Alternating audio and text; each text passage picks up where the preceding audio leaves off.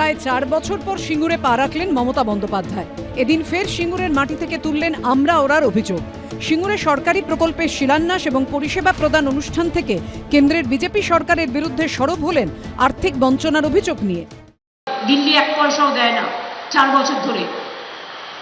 আজকেও 20 লক্ষ মানুষের কাছে ব্যাংকে টাকা পৌঁছে যাবে।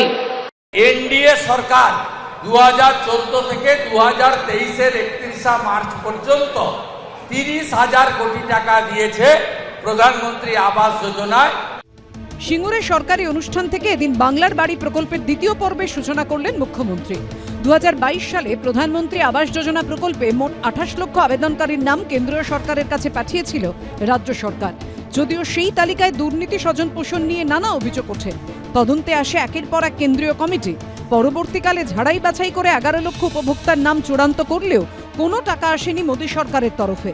এই অবস্থায় বাংলার বাড়ি প্রকল্প চালু করেন মমতা বন্দ্যোপাধ্যায়। রাজ্য সরকারের বাংলার বাড়ি প্রকল্পে 2 দফায় 1,20,000 টাকা দেওয়া হয়।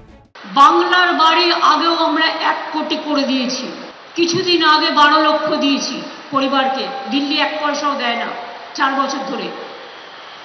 আজকেও 20 লক্ষ মানুষের কাছে ব্যাংকে টাকা পৌঁছে যাবে।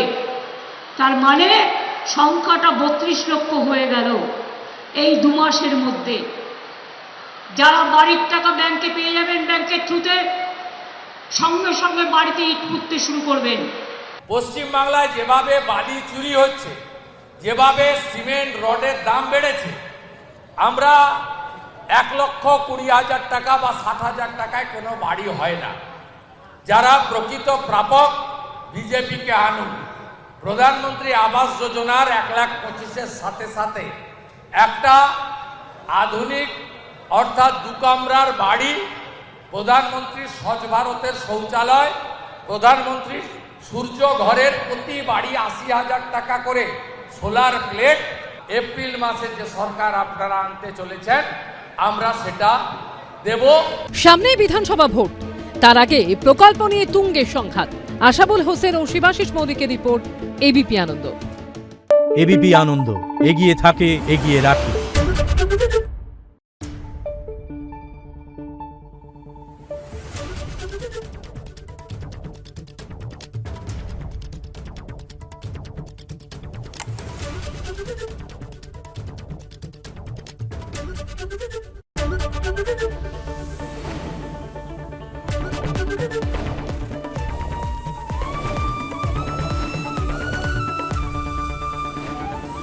এবিপি আনন্দ, এগিয়ে থাকে, এগিয়ে রাখে।